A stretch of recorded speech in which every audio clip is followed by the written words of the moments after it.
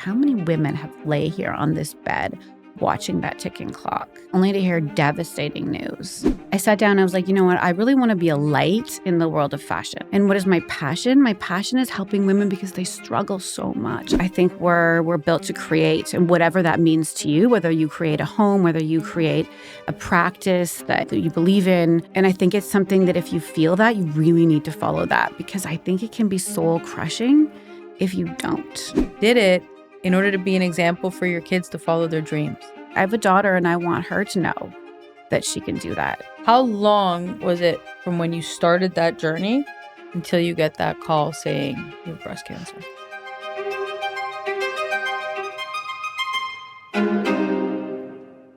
Welcome back to another episode of Who Judges the Judge, the podcast. Today, I'm interviewing Kim Appelt. I'm so excited. If you don't know who she is celebrity fashion stylist, an author, a content creator, a YouTuber, and a cancer survivor. She's incredible.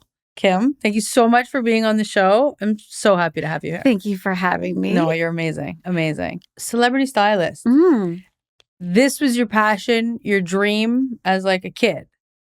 But you don't actually pursue this dream until after you get married and have 3 kids and are very comfortable. Totally comfortable. Like totally comfortable. Don't necessarily need to embark on this crazy journey. But I read an article that you did it in order to be an example for your kids to follow their dreams. That's correct. That's fucking dope. Like, yeah. So many women are just like, they're comfortable and they leave their dreams aside, in order to be this like quintessential mom and housewife and look after everything. And I think that's an important job in society. I don't want to say that it isn't. Super important. Required. 100%. Yeah. But you're like, no, I did that, but I've got a dream and I'm off to pursue it. It's true. I mean, I think that to answer your question, one, I think that was always my dream. And this is the most important thing to think about if you are someone who's out there and you want to do something, but it seems so far away. That dream that you have, there's a likelihood that you may have always had it. Like, I didn't really recognize that, but I grew up in Botswana, and I was saying that our container never arrived. I had no toys, but I had a sister that was 4 years younger, super adorable, 5 months, very willing participant to my styling antics. And so that's kind of how I started. But as I reflect back, I've always loved dressing people, starting with her. And then, of course, it moves on to like Barbies and other things. But I do think there's a burning passion inside each of us. I think we're built that way. I think we're built to create, and whatever that means to you, whether you create a home, whether you create a practice that you believe, that you believe in. And I think it's something that if you feel that, you really need to follow that, because I think it can be soul crushing if you don't. And so, yes, I did want to set an example for my kids, but also it was something that I just literally could not get rid of. So it's amazing. I was like, I'm going to go down in a ball of flames if I don't follow this. Where were you born? I was born in Winnipeg. Okay. Love Winnipeg. Best artist ever there. Everyone says it's cold and it's ugly. And you know what? It is. I've never been, so I'm not going to say it's ugly, but I hear it's really cold. It's super cold. I remember walking to university and my nose hairs were freezing and it was like -40. And I'm like, why do I live here? Like, why did I choose this university? Okay, so you're born in Winnipeg. How do you end up in Botswana? My dad works in mining, and so he ended up with a contract in Botswana. My mom, who I think back to her, and I reflect on the warrior that she was. She had a 5-month-old baby and a 4-year-old little girl, and was like, yep, I think we should go to Botswana. And I'm going to bring my 5-month-old to Africa and live there. And, they just built a life there and thrived. My mom's super adventurous and very outgoing, charismatic, and just had the time of her life. That's amazing. End up in Africa, come back to Canada. At how old? I came back like around grade 5. Okay. So went to a private girls' school in Winnipeg, also had the time of my life. And did your parents come back too? Or they say girls? Okay, so the whole family then relocates. Goes to Africa, comes back. Okay. And comes back to Winnipeg. Okay. My dad had another contract in like Papua New Guinea, but at the time it was like not a very good place. I think it's maybe not best right now either. But my mom was like, no, we're going to bring our girls home and we're going to put them in school. So, I mean, I lived, I would say, the majority of my life in Winnipeg. I did 2 degrees in Winnipeg. I went to the University of Manitoba. For what? What did you Okay, study? this is great, everyone. I did a degree in kinesiology Okay. and then education. But again, like Okay. when you're young, like I was like, Did you do anything with kinesiology? I mean, I was a personal trainer for a while. Okay. While I was in university, I just like I was athletic and I was into athletics. So I was like, hey, maybe I'll be a teacher. Okay. My mom was a teacher. She loved it. She was like, you can have all the holidays off with your kids. She wasn't wrong. Right. And did you ever become a teacher? I did. I mean, I graduated. Right. And then I started I substitute, but I was like, I loved it, but it's just like, it wasn't really for me. I love communicating. I think that's one of every education you get, I think is beneficial.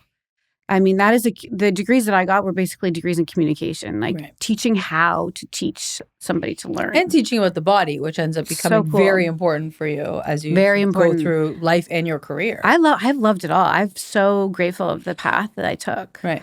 I took philosophy. So you did? I did. I've majored in philosophy. I believe this to be true. I have an honors degree in philosophy. I loved philosophy. I don't regret it for a second. Yeah. And in fact, I never thought I was going to get into law school. I thought there's no way. I don't have any connections. Like, even though I was a great student, I didn't think I had anything else that I could, land a role, a position in law school. I thought for sure my whole history at that point would preclude me.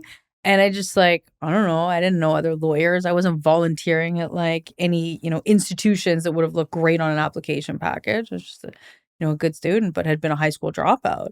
Wow. And so I never thought I was going to get into law school. I only applied just to say that I now knew that I couldn't get into law school. Interesting. Yeah. I didn't actually think I was going to be accepted. And so I applied to do my master's degree in philosophy. I was going to specialize in...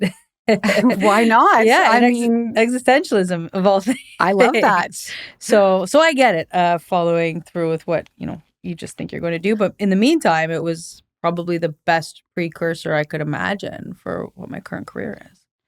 I have a question. Do you so when I was little, I started dressing my sister and I loved it. And then it went on to dress my friends in university, like grade 6 dance. I'm dressing my girlfriends. Then in university, then I was always doing it. Were you so what did that look like for you inside you as a little girl? Was there some voice of that, of wanting to defend others?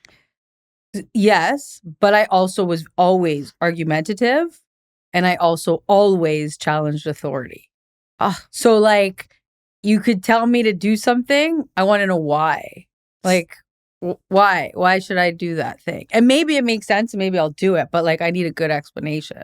The fact that, a person in authority is telling me to do something isn't enough for me to do it. I want to understand it. Interesting. And maybe it makes sense and I do it, maybe I don't. And maybe I don't do it just because I don't want to listen to you. So I was always very much someone who would challenge authority. So that was in me. And then I've also always just been drawn to crime and the dark side. And I've always had this sort of underlying I like that. That's darkness. Aspen. Yeah. Aspen's, similar. Yeah. I think I was 12 years old when I read Helter Skelter. I was very much fascinated. And that's very much about getting into is that more about the psychology of learning about people? That's a curiosity of human nature, would you say? Yes, completely. Yeah. I mean, it's why I love talking to a lot of the clients that I have, and especially over my career, I've done a lot of murder cases. And I've always wanted to just sit and get to know the client and understand who they are without saying what did you do and why did you do it? You know what I mean? You have to build trust, but there's been a number of times where I've won murder cases for someone and had them in my office afterwards. And after the case is finished and everything is said and done and my job is done, and now I want to know what really happened and why. That's so interesting. That's one of my favorite parts of the job is to understand what happened. So you can't ask that ahead of time. Yeah, I don't ask that. I want to build trust first. And I don't ever want my clients to think that something they might tell me about their motivations will prevent me from doing the job that I need to do. Right.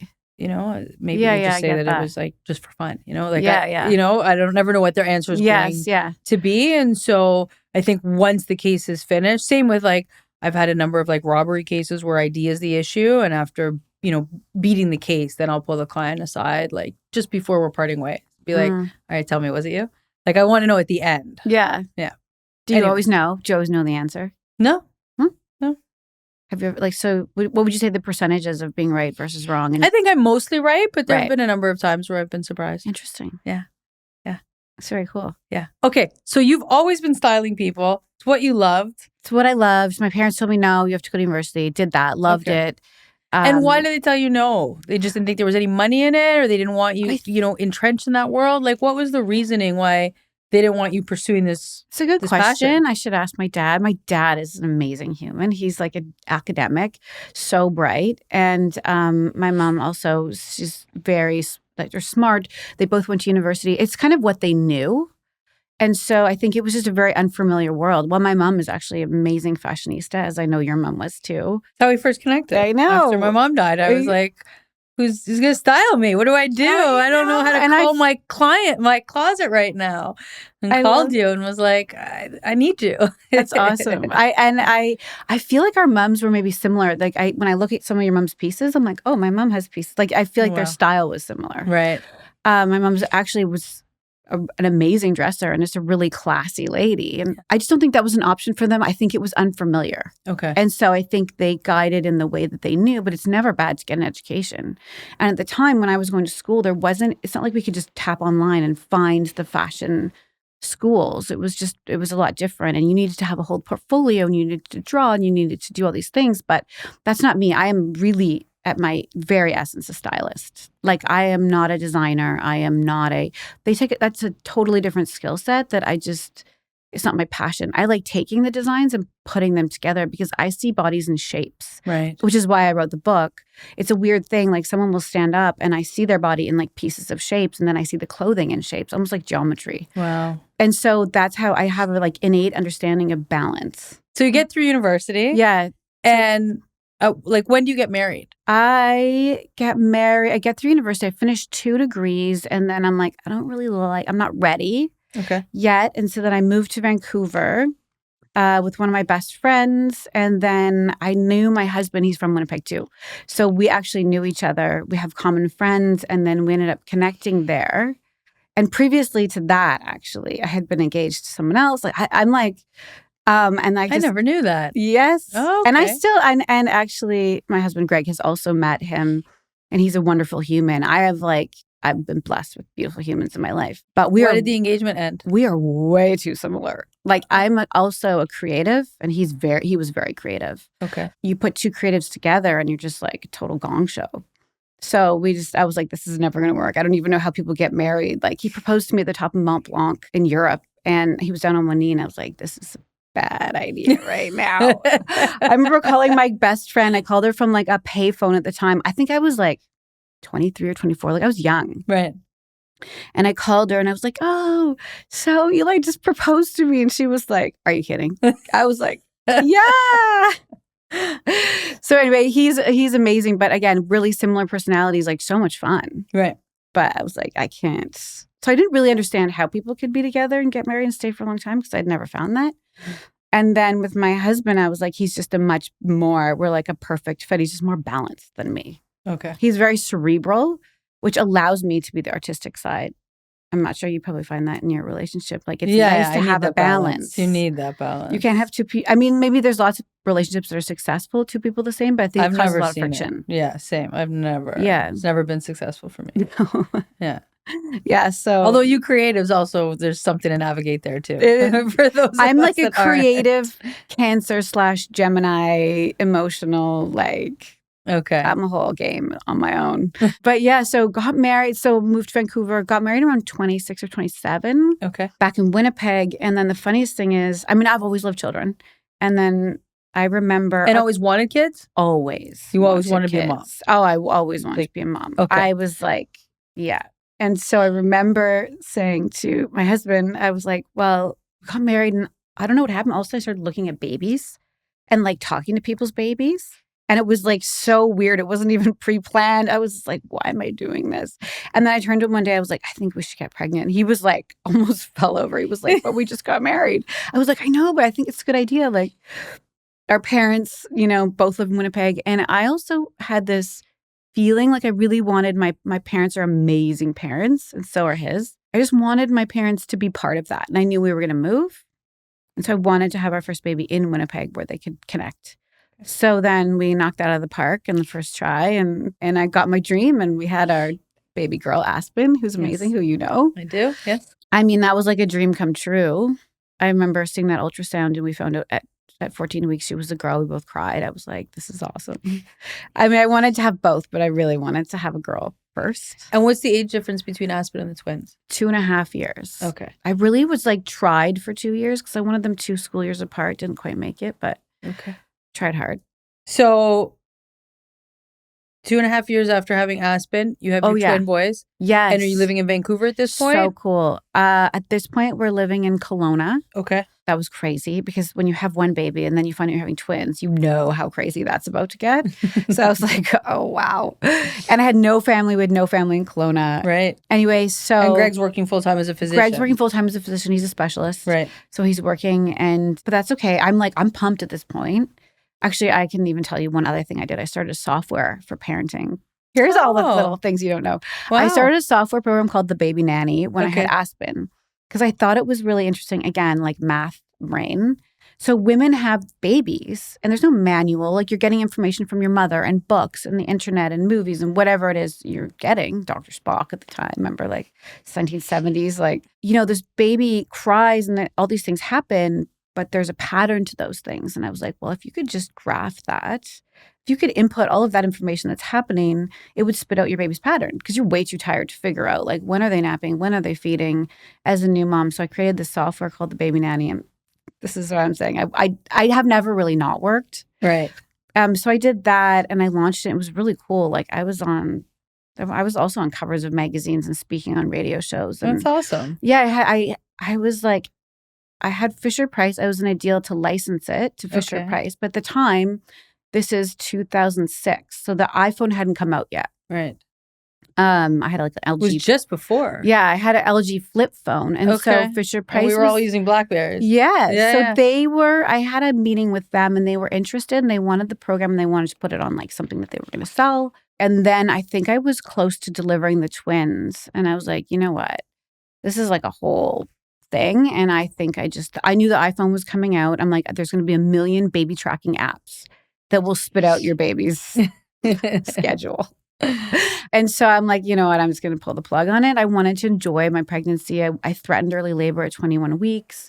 My husband said to me, we were driving to the hospital. He was like, if something happens, like if you go into labor, I'm going to say that we should not resuscitate because they're not ready. And I remember thinking like, holy crap. Like, and just praying all the way to the hospital. I was like talking to them. I'm like, you guys have to stay in. You don't have an option. Like, you are staying put. And then they put me on bed rest. And then I held them in till 28 weeks. But like, that was enough because they can come out blind and deaf and severely disabled. Right. 21 weeks, you're like, It's really early. Yeah. Like, they were born at 28 weeks and they were like 2 pounds each. Like, if you see them, they could like fit in your hand. Ryder was like translucent. He looked like E.T. You could see his heart. You could see everything. And they were so little. So anyway, I decided not to pursue that. I probably could have, but the iPhone did come out. The apps did come out. There was tons of baby trackers. There is. Yeah. I would like to say I had one of the first baby trackers ever. But so anyway, my point is that I've always been doing something. And then I had them. And then I decided because of the fragility of them, they were in the ICU for 10 weeks. But I had already experienced Aspen was also born early. At 34 weeks. So I had I had a grip on it. And I was like, okay, I know that I'm just going to think positive. Like I remember being in labor and there was 13 people in the delivery room and I was in Kelowna and they didn't have an NICU, which means they didn't really have the facilities to deal with them. Right. So I remember seeing all these people and I was like, all right, I'm just going to push them out. And they had like baby A, baby B, everyone had teams. And I'm like, everyone's going to be okay. They're going to breathe. Hearts are going to be beating. This is just what's happening.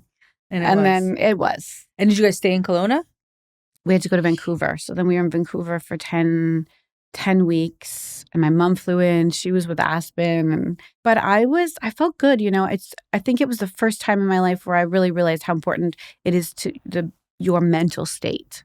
I was just going to say, like, your mindset at that point, as you describe it, is just like, okay, this is what's happening. This is how I'm going to deal with it. This is what needs to happen in order to get through. Yes. You just have to make a decision. Like, I remember going to a twin group prior to the delivery, and they had all these bad stories. I was like, okay, we're done with the twin group now, because there were like all these stories of what had happened to them. And in fact, my twins had twin-to-twin transfusion, which means one stops getting fed and the other one is getting fed. And so the reason my body delivered them is because all the food was going to Graydon, actually. Oh. And then Ryder wasn't getting any. So eventually Ryder was going to die. Oh my God. So my body, our human body, is amazing. It was Right. like, you guys are out of here. Yeah. Because if they don't come out, only Right. one guy's going to make it. So that was also really, I mean, I just feel like life is just so cool and like all the experiences. But I learned that you just have to decide. And then again, he's in ICU and they're like, Graydon might be deaf. Before that, before having your boy so premature, had you experienced anything else in life to prepare you for that? Like, had you gone through any real struggle that required you to have this mindset to think positively and just do what has to be done? Because a lot of people don't have that mindset. Like, they just fall under pressure. Something bad happens. They can't see their way out of it. Yeah. Like, did anything prepare you for that? Or is that just like... I had a beautiful childhood and life, but my dad's amazing too. But my mom is this positive force. And everything, I would be crying about something and sobbing, and she'd be like, well, Kimberly, what are you going to do about it? Are you going to sit there and cry? And I would be like, like that was really, she was like, you can do that or you can move on. It's your choice. Wow. You get to choose how you view it. And I was like, it came from her. And she had a path of resiliency. Like, she had things that happened to her. And her mother did too. So there's generations there of, I think, learning how to deal with the hard knocks of life. But that came from her. And I always had that voice in my head. And I was like, I literally, that is where it came from. She gifted that to me. And that's beautiful. how and it carries on through everything. Right. No, it does. It's a mindset. If you have it, you have it. No matter what comes to you, you may take a moment to like absorb, but you're always working through how to get through it. Oh, yeah. And when I found out, I don't know if I'm going to jump too far ahead for you, but when I found out I had cancer, I was so shocked. It was the craziest experience. But I was actually on a sailing trip with my kids and my dad. And it was just us. And then my physician, actually Mitch Brown, who's just a gem of a human, he found it. I really just wanted a lift and new boobs. It was like my vanity that saved me. He was the one who was like, yeah, I think we should get a mammogram and an ultrasound before we clean up your scene here. And so he called me, and I remember I'm on St. Vincent and the Grenadines on this small island. I get this phone call, I have cancer. And my daughter was sitting beside me and she knew it was happening. Okay. The boys didn't. She sent them. She's hilarious. She's such a boss. She's a bossy boots. She sent them down to the water to go play. And then she sat with me when I got the call. And so I was shocked because when you get the call, they don't know. Like, yes, you have cancer, but how far is it? Where is it? Has it spread throughout my body? Is it in my lymph nodes? Like, am I going to die? So I look over at my boys and they're playing in the waves and they're laughing and splashing each other. And I was just like nothing at that point. And my poor physician, who was a plastic surgeon, he's making the call to me because he was the one that kind of started that right. The referring doctor. Investigation. So he actually ended up taking care of everything for me, which was amazing. But Aspen, who's sitting beside me, she hits me on the shoulder and she goes, what are you crying about? She's like, it's a free boob job. And I was like, okay, Heather, it's my mom. And so you can see that energy just transferred right to her. And then all of a sudden she took over and she was like, whatever. And how old was she? She was maybe 16. What a force. No, she was like, you got this. Yeah. It's a free boob job. This is great. You were going to get a boob job anyway. Right. I was like, yeah, okay. And so let's talk about that. We skipped over a lot, but you raise your boys and you decide that you're going to follow your passion. You are going to become a celebrity fashion stylist. And you do. You have 8 million views on YouTube. Yep. You are fucking killing it. Red carpets all over. You're styling on red carpets all over. Mm-hmm. You on red carpets all over. Mm-hmm. Photos in magazines, articles all over the place. Like, you have this thriving, incredible career in fashion, just like you wanted. Mm-hmm. And you get this call on this sailboat. Mm-hmm. What is that? I know how you dealt with it, but what does that feel like? Like, in that moment when you took in how that felt? Before I get to that, I want to back up a little bit on the start of the fashion career because I think it's important because it adds to the story. But when I sat down, I had 3 little kids. They just went back to school. did the baby nanny. Now I'm like, I want to go into fashion. I'm in Kelowna. This is not a fashion mecca. Right. I'm essentially a housewife, right? I just sat down. I was like, why do I want to do this? Which is what I want to like remind people out there who are watching this, who have a goal, maybe to be a lawyer, maybe to be a fashion stylist, whatever. I guess you have to ask yourself the question, why do you want to do that? And I sat down and I wrote down in this book, I was like, in a world of fashion that can be quite dark. And we talked about this and it has over the years had like it has a bad rap for being superficial. I sat down and I was like, you know what? I really want to be a light in the world of fashion. And what is my passion? My passion is helping women because they struggle so much. Like men do too, but women, especially like think of a new mom. And I was experienced at the time, but you walk into your closet and you're being hit with a world of marketing. You need to buy this and there's this trend and you need this blazer. And these women all have different body shapes. And they walk into the closet and they have nothing. They can't figure out how to put it together. It's not intuitive. Right. Not everyone sees bodies and shapes. Right? Like that's weird. But it's just it can be incredibly complex and it can really affect your world. Like if you want to get out the door and you can't get an outfit together and you're in a rush, now you're in a flap. It changes your day. You're grouchy with everyone at the office. Now you've changed their day. You're uncomfortable. Your self-esteem is like hit for sure. So it has this ricochet on everything around you. I feel like if you can bring light to what you do, you have the ability in your own small way to change the world. And so I think that attributes to my success, which is why I brought it back there before. When you say I have all these wonderful things and like red carpets, and I have, and I've done them and I've been so lucky. But I really think, and maybe this is naive, but I really do think I attribute it to my success to writing that down. What am I giving? Not what do I want? And my desire was to share my knowledge and my understanding. And I've never really said that out loud before, that I see things in shapes. But I wanted to share that because, when you're hiring someone, if you're blessed enough to hire someone, you're having that one-on-one attention. But what about all those people out there that can't? Right. Which is why I wrote the book. It's like you can get on Amazon for $20. For $20, I've shared most of my expertise. And if you learn that way, then it works for you. If you don't, you can watch YouTube or whatever. But anyway, that was my desire. And I wrote a long list of things I wanted to do. I've achieved all of them. And the last one was the book. Okay. So you write down, why do I want to do this? And you want to be a light in the fashion industry and you want to help people. Yeah. How do you then take that goal and make it a reality? Like what's step one for you? Step one, I was like, okay, like I know that I am have always been blessed with the ability to understand fashion and style.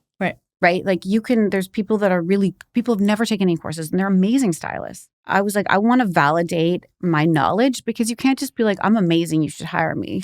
And maybe that word trickles through. So I looked up styling specific courses. I was like, do I need to go to LA? Like, do I need to go to New York? Like, how do I do this? I have these kids, I have this husband. And I was like, okay. So I started researching, like actually going to some of these schools and I'm like, I can't do this to them. And I can't do it online. I can't abandon them. So I found a styling school specifically in New York. Okay. And I could take a short course, but I was like, listen, this is nothing. I already knew. I'm very familiar, but I met amazing people. And it gave me a lot about the back end of this business end of styling. And that was helpful. And then I styled under that stylist in New York. So I took those courses and now I could say, okay, like I've like worked in New York. Right. And I flew out there. I obviously had like the time and the money and the ability. My mom came in. But, I have to explain this to my husband, like, hey, like, I think this is a good idea. And he's pretty good. Like, he was on board for the baby nanny. And then he was like, okay. Like, my kids had gone into school. Right. I stayed with them till age 5. I mean, I was there. I made the handmade Play-Doh and the muffins and the baby. I was like totally in it. You did the things. I loved it. I did the things. You did the things. Made bread from scratch. Right. I loved it. But I don't get it. Never wanted to do any of those things. But, intellectually, I understand. So, okay, I was obsessed. I did all the things and I'm so grateful. I also had the opportunity, obviously, that I could stay home and do those things. Right. And so you go to New York. How long are you in New York for? I go to New York. I think I was in New York. I did it in like segments. So I would like take 2 weeks and do one part of the course. I would go to New York and then I would come back and then live my life, whatever. And then I would go back and then I went to LA. And a lot of these things were like helpful. So they would give me the connections that I needed. So one of the courses that I took us to all the showrooms in New York. That's something that you need as a stylist. If you're dressing somebody, Right. a celebrity, you need those contacts, right? A lot of styling is about the contacts and who you know. And so that was, for me, the pivotal part. So basically, I built my network in New York and LA. I took the courses. Okay, now I'm like, you know what? You can't challenge me. Not that people would challenge me, but I think maybe it was for myself. And then I started slowly. I don't know what happened. I was also like really into it. Like I loved sharing what I found with everyone. I'm like, this is great. You should buy these boots. This would work for you. Every time I met people, I was like, you know what I saw that would look good on you? I couldn't help myself. And so someone hired me. I forget. They were my first client and they were like, they wanted their entire wardrobe redone. I was like, yeah, I got this. Like for me, it's like breathing. Right. Like I love it. And so I went through their entire closet. I brought an assistant and then I went and shopped for them. An entire closet. That was my first client. Like, and the closet was like the size of this room. It wasn't small. And she wasn't a standard body type. Okay. But I would say it's not easy to do to go buy an entire wardrobe for somebody that is not a standard body shape and like be able to knock it out of the park. There was probably 3 pieces that she didn't take. And this was racks and racks. And so I was like, yeah, okay. I got this. Yeah. I got this. And I'm sure that's a referral network in and of itself. So like she tells everybody how amazing you are. And then there was more. And then there was that one. And then it was more and more in the personal styling world. And then I was in LA. And then by this point, like I also love people. And so I'm always talking to everybody. And so anytime I was in New York or LA and I'm making friends with everyone, I just ended up, people just wanted to, they were like, you have to hire her. And so I had this like big referral base and I wanted to do everything. And I remember, I think I got booked for my first editorial. It was in LA. Editorials are really fun. You get to be super creative. Sometimes you have a creative director. Sometimes it's a smaller magazine. You get to do it on your own. It's a very like artistic space and I really enjoyed it, but I was like, this isn't my favorite. I really like helping the women. But I made my point is that next thing you know, I'm in a restaurant and my husband and I are sitting there and we're chatting with this guy beside us and he's like, oh my gosh, you're a stylist. Like I've the daytime Emmys like next week, I'm not ready. And I was like, yeah, sure, I can do that. Like if I know I can, but I'm like, also it's a week and now I have to pull. And anyway, so that was my first red carpet client and he was on Days of Our Lives and he was actually also presenting at the time. Oh, wow. And he's just an amazing guy and a great human, but there were so many lessons to be learned there, which I won't go into. But I mean, lesson number 1, always bring the clothes to your client. I let him get dressed at home and he showed up on the red carpet way late and not with the bow tie. And he's presenting the daytime Emmys. So that was like, you know, bit of a low moment, but we made it work. He looked amazing and he ended up getting like best dressed in like a lot of the soap opera magazine. Like I still looked good. He was wearing like a shawl collar, white jacket, wow, white shirt, black pants. Like he looked, and he's a good looking guy. I had got like a feather white bow tie, but it looked good without. I remember like I was with Sharon Osbourne in the green room because she was also, they had a daytime talk show at the time. I can't remember what it was called. Do you remember that one? Anyway, no. Whatever. I'm in the green room and it's like me, Sharon Osbourne, a bunch of other people.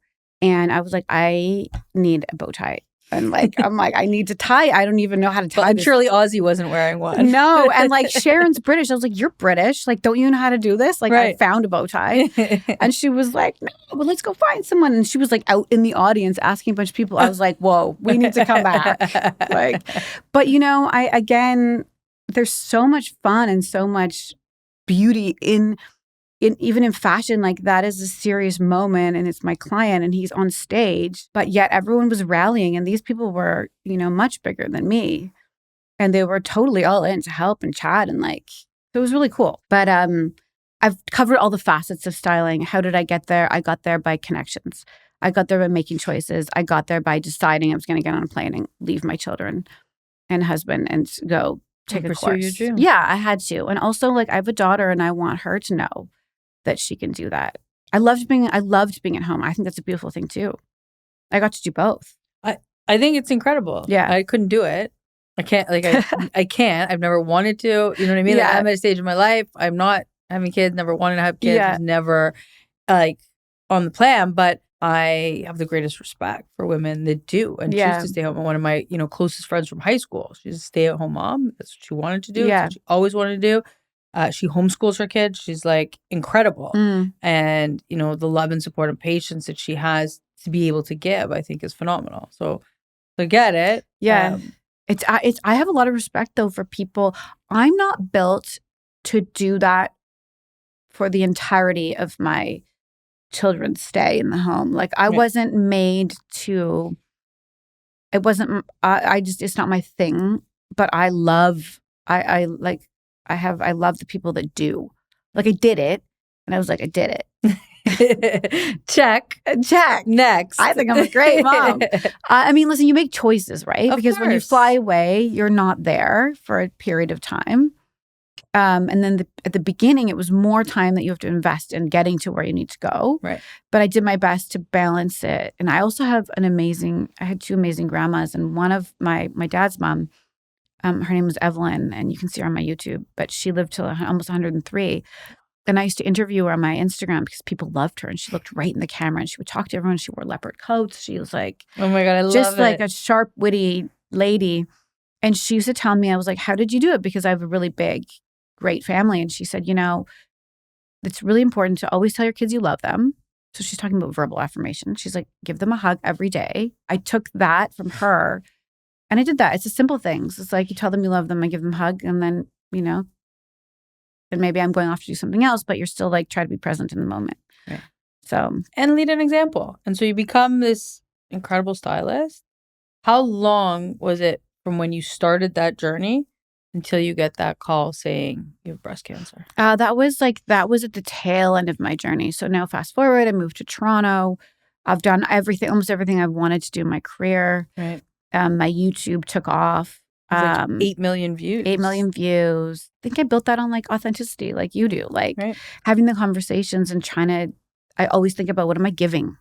You know what I mean? I'm putting something out there. They're giving me my time. How am I giving them something back? Yeah. And so how long did that take? That was like, I would say total, maybe 10 years later. Okay. So 10 years, full career.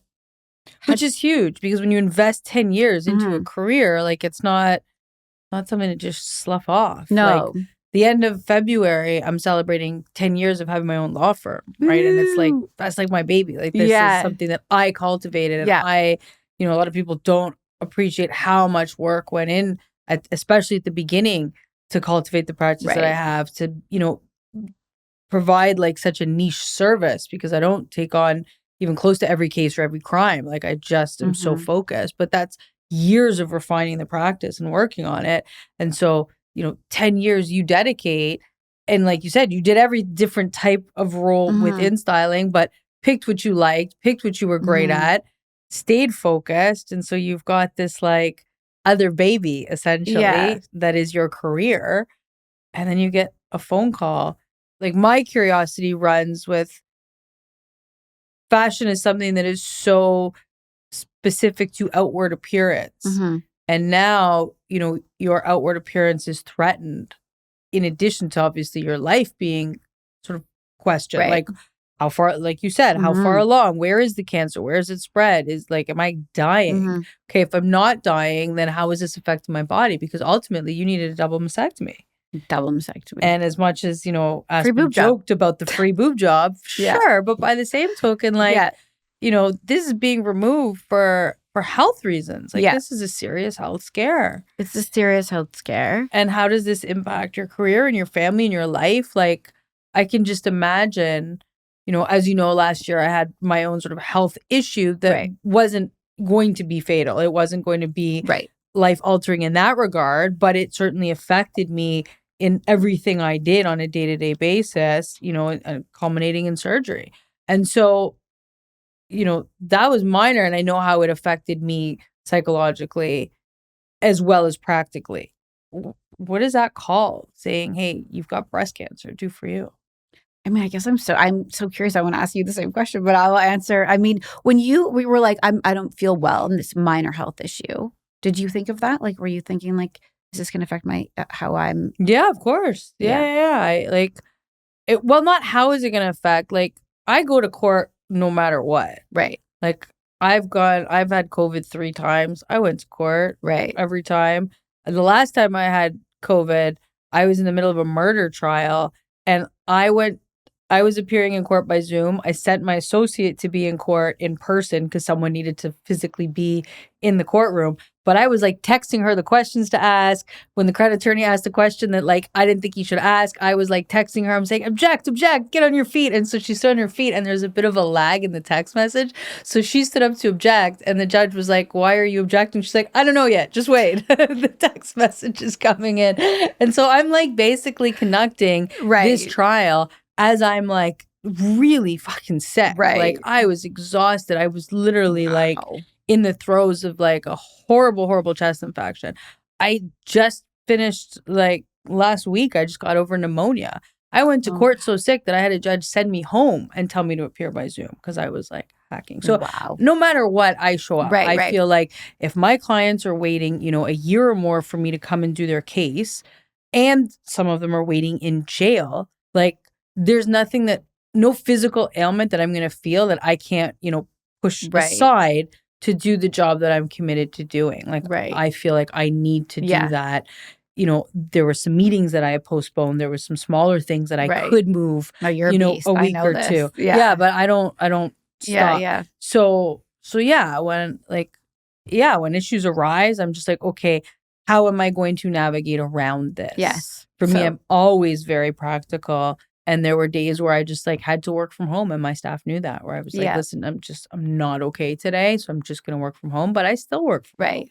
You know, I had my surgery, and like within a couple of days, I was up responding and speaking to people. Yeah. And, you know, I would get up like on fire at like 7:30 in the morning and just be like ready to work. And then by 10:30, I was like, oh shit, I need to take a nap.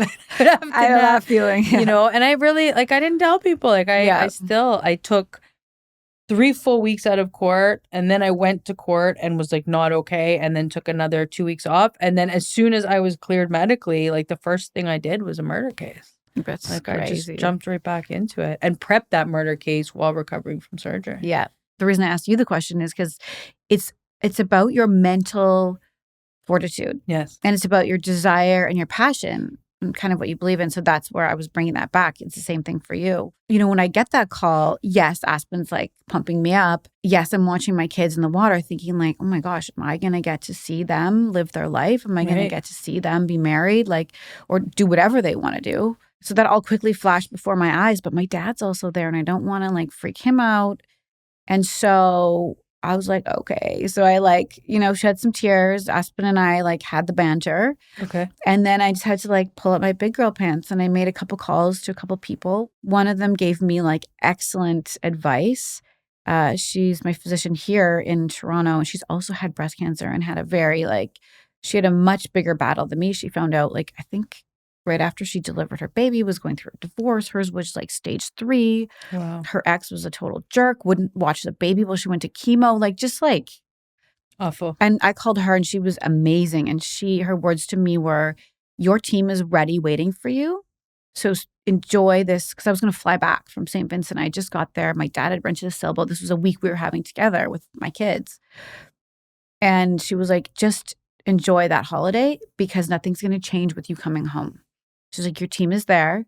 They will mobilize themselves, and they're going to be ready. And I was like, she saved me. And I was like, okay, right. But, you know, like when you're like in a sailboat in the middle of nowhere, you got a lot of time to think about things. So I was like, sure, this is interesting.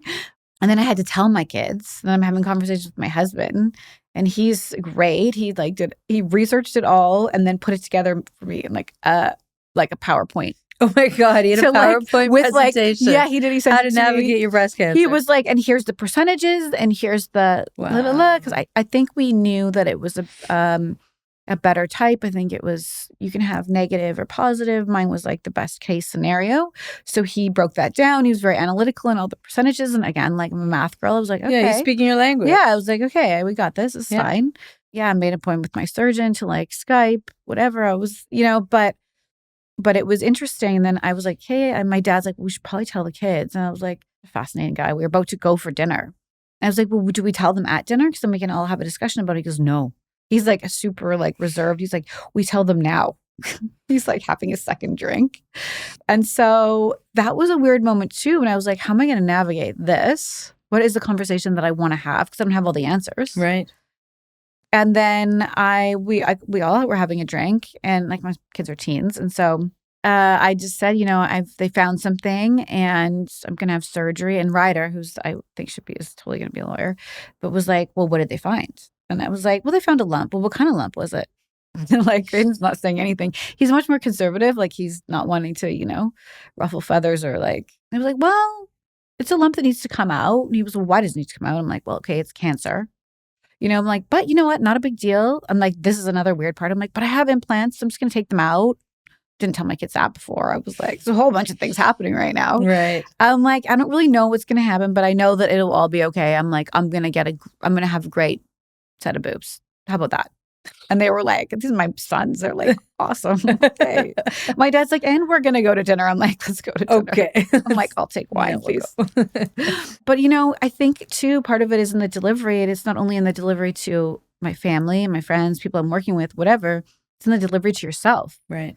So what is the story I'm telling myself? I'm telling myself the same story that I did when my twins were born at, 28 weeks. I'm telling myself like they're going to make it, and this is going to meet. They are now like 6'2" and like huge humans, right? And they were barely very breathing. Healthy and no complications. Very healthy, no complications, like huge dudes. So I think the key is that your mental fortitude. And another friend of mine that is a breast cancer surgeon, and she's also very good at what she does. I had a call with her, and she said to me, "You know what?" She's like, "The number one thing, Kim." She's when people walk into my office, I know if they're going to survive or not based on their attitude. Oh. She's like, that is, I can almost guarantee it. I was like, okay, all right, so we are going to have a great attitude. And you did.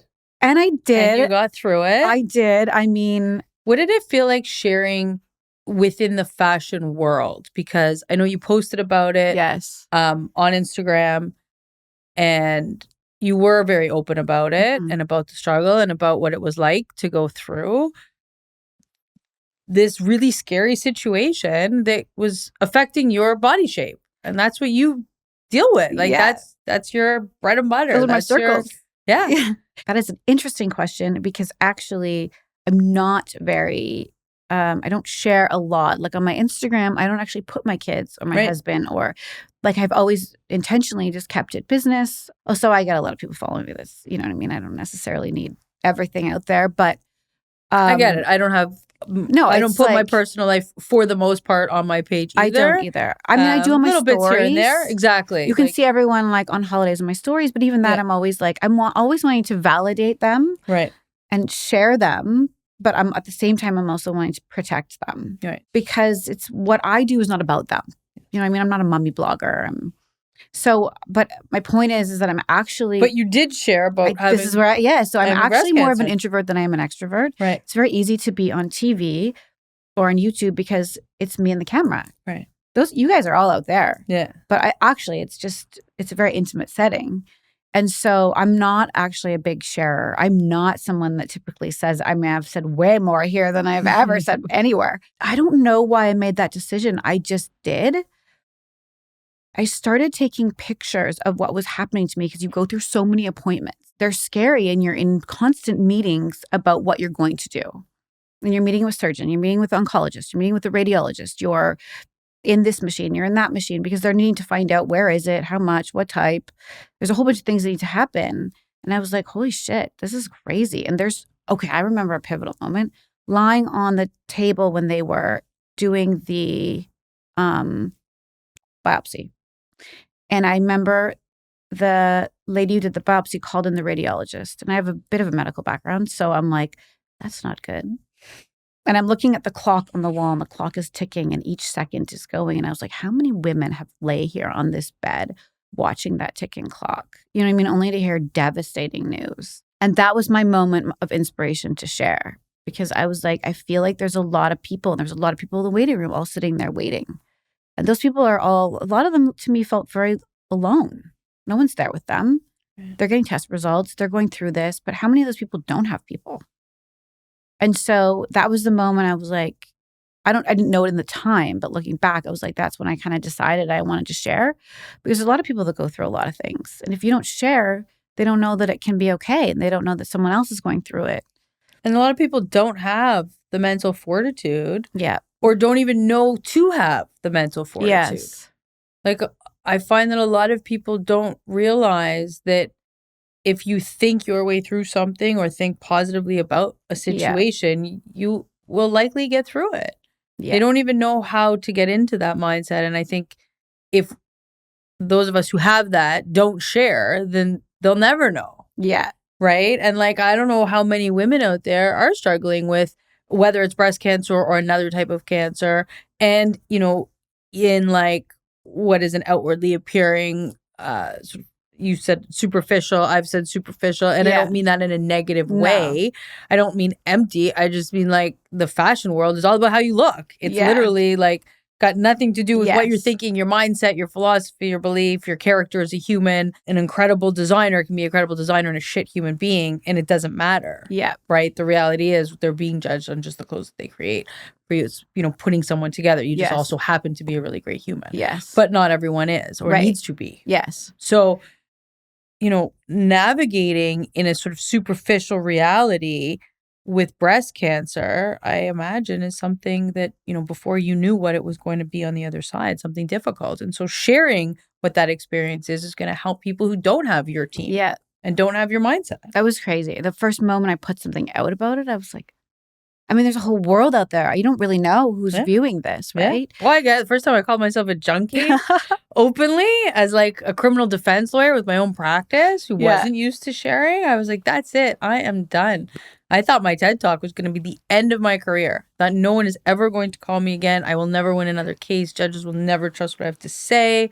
But like, I just felt like I needed to do it for me and for the other junkies that like didn't know for if they could do out it. There. That was it. Like I was, you know, when I was in law school, it was a promise I made to myself because I had no one to look up to. I was like, I don't know that I could do this. I'm this fucking street kid. I'm not going to be a lawyer. Is there other lawyers out there that were street kids? I don't know. I don't think so. Like, you know, again, that was 2005, 2006. Like I graduated law school in 2007. So by like my second year, I didn't think that I could do it because I didn't think anyone could. I was like, if I could figure this out, I'm going to tell people that they can do it too because I'm not special. That's awesome. You know, sometimes you just have to like be open in order for other people who don't know how to find their way to see that there are other people finding their way. What do you think that was? Like, I was basically a housewife in a smaller town.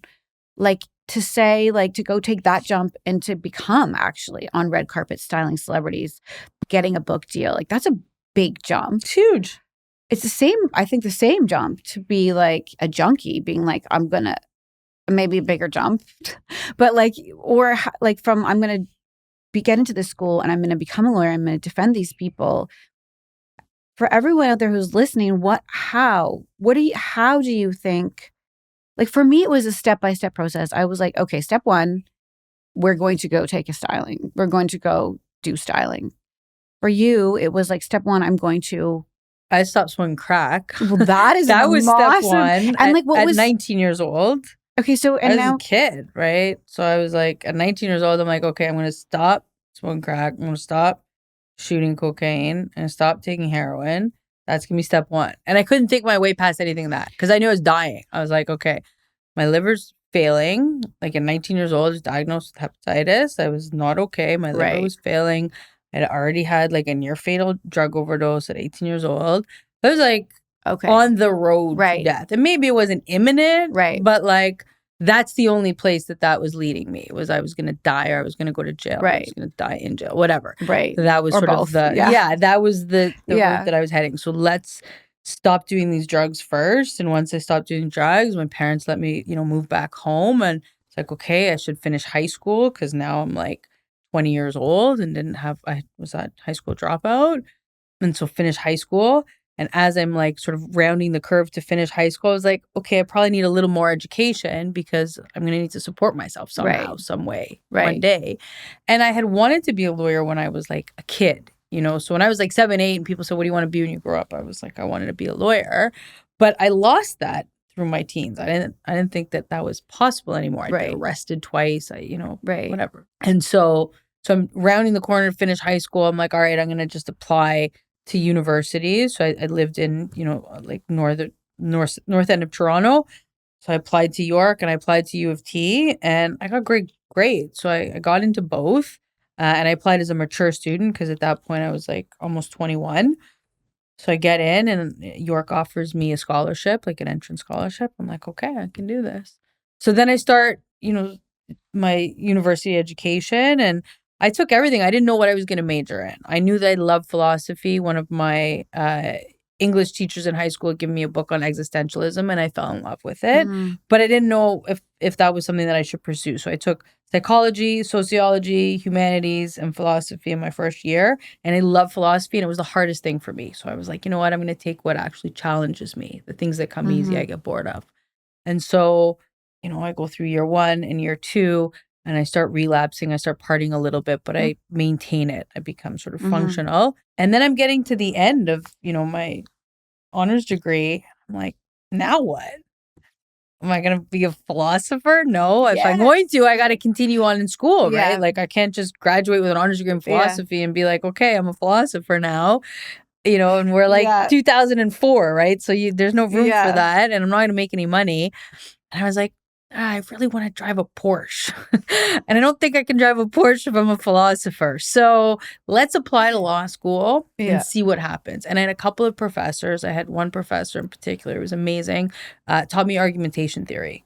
And he was like, you are really good at this. I think you should be applying to law school. Law schools will love you with your background and your grades. And I was like, I don't have any connections. I don't have any volunteer work in law or politics or anything that I thought that I needed. Right.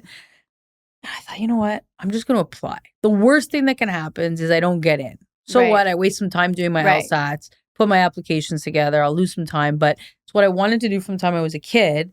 And if I don't try, I'll never know the answer for sure. Yeah. So I'm just going to try. And in the meantime, I'll also apply to do my master's degree in philosophy because I thought that's where my life was heading. And the first response of I applied to 3 law schools and University of Guelph. Osgoode Hall was the first to send me an acceptance letter. Wild. Yeah. In the throes of a cocaine relapse. Really? Yeah. I was like 2 months in to a horrific cocaine relapse to the point that I called Osgoode and asked to defer. Said I didn't tell them why. I was like, can I defer for a year? I'm a bit busy right now. They're like, no, you've got to reapply. And I was like, no, I got one shot at this. I don't get a second chance. I mean, that's a good motivation. Yeah, right? That was it. So I let it ride out for another few months, and I was like, okay, I'm done. Called it quits, and it's 20 years in June. Wow, that's crazy. Yeah. So that was it. It was just a matter of like, let's try and see what happens. The worst that can happen is I lose, and thank God I don't have an ego that prevents me from losing. It's how I've made it as far as I have in my career. I take cases to trial that I don't know that I can win. Right. And I tell the clients, honestly, this is a really challenging case, a really difficult case. I don't know if we can beat it, but I'm willing to try. Right. And if we lose, we lose. Right. And a lot of the time we win. And that for me has been huge. That's so cool. I love that. Yeah. So would you say for people that are watching us and like listening right now, hopefully really enjoying themselves, but would you say that how do they get from A to B? If they're listening to us, what are they taking out of this? Are they like, okay, the answer is baby steps, or the answer is just try, or what is the... I think it's everything. I think you can dream big picture, but you don't have to jump to big picture. I think a lot of people get intimidated by the big picture. If I think in applying to law school, I immediately went that in order to apply, I have to be guaranteed to own a really successful law practice myself one day. Right. I may have been so intimidated by that big dream that I wouldn't have done it. But instead it was just like, okay, I maybe want that one day. So let's just apply and see what happens. Let's get into law school and get through the first semester.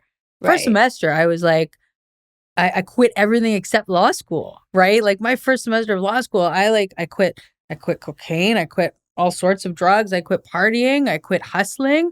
I quit everything. I even quit smoking cigarettes. I was like, I am quitting everything except law school. So one thing I'm not going to quit in my first semester.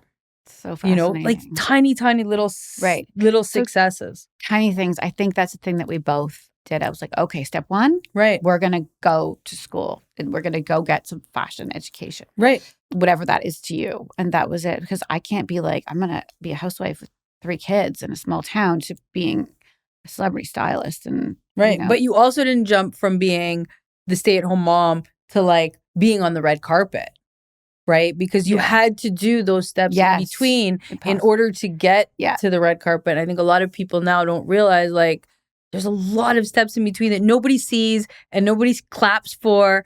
And, you know, nobody really fucking cares about all the little steps, all the handshakes you had to make, all the people that you had to speak to make the connections you needed to get you on the red carpet. That's true.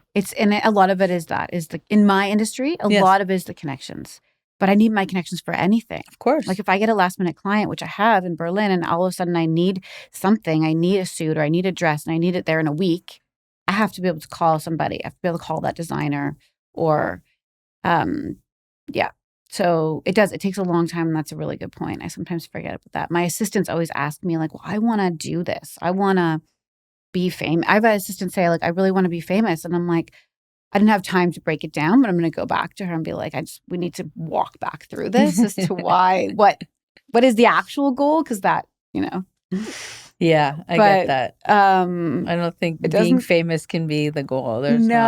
I think you don't give anything being famous, and you don't get anything just being famous. I think it was endearing that she said it. I think the corollary of being successful. I think what she meant is she wanted to be validated. Do you know what I mean? She wanted to be seen as valid in what she does. Okay, but it came out that way, and it was very cute. But yeah, I think it's all the small steps that add up. I think it's just putting one foot in front of the other. And I think, you know, there's failures along the way. Oh, so many. There's mistakes along the way. Yeah. I've changed my business model many, many times over the years because I go one way and realize like, this isn't working. It's not working for me. It's not working for my clients. I'm too busy. I'm not busy enough. You know, I've had to navigate and accept losses and accept that, you know, whether it's in business or in law, there's things that haven't worked. And I don't get discouraged by those things, but I'm always calculating like, okay, how to do this better, how to do this next. I think that's another key to success. It's like navigating those changes. It's like being willing to tack. You know, if you're in a sailboat and I'm not a sailor, but, you know, if you have your sails out in a certain way, the wind changes direction, you got to change everything. Right. Same thing in my career and yours and anything. You have to be able to read what's happening, understand your business, understanding what you like, who you are, and then make those changes. And I think that's an important skill set in success, actually. So what's next for you? It's a really good question. I mean, I have a few things on the table. One of them I can't talk about, but I think it's really fascinating. And so when it happens, we'll bring it back into this. Okay. But I still have the notebook. When like 12 years ago when I started, I wrote a list of things that I wanted to do. Okay. One of the last ones was the book, which everyone always asks me, how did you get a book deal? And I understand it's, you know, complicated. I styled a cookbook author and she was amazing. She was like, you should write a book. And then she introduced me to the publishing house. And so, but that was many steps it took to get that person. Right. So there's one last thing that I had put on my list. And I am a big believer for me, that when something's meant for you, it will birth it and it will come to you. Like, I mean, I have chased things, but I chase in a different way. I chase almost through work and other avenues. So I have the last thing on my list, which you'll see. I'm almost certain. I mean, I know for sure it's coming to fruition. And it's very, very cool because I'm a very spiritual person. I'm all about energy. I'm all about like positive attitude, which is what we're talking about. But the most beautiful thing is that I had met with someone and I was like, this is what I want to do.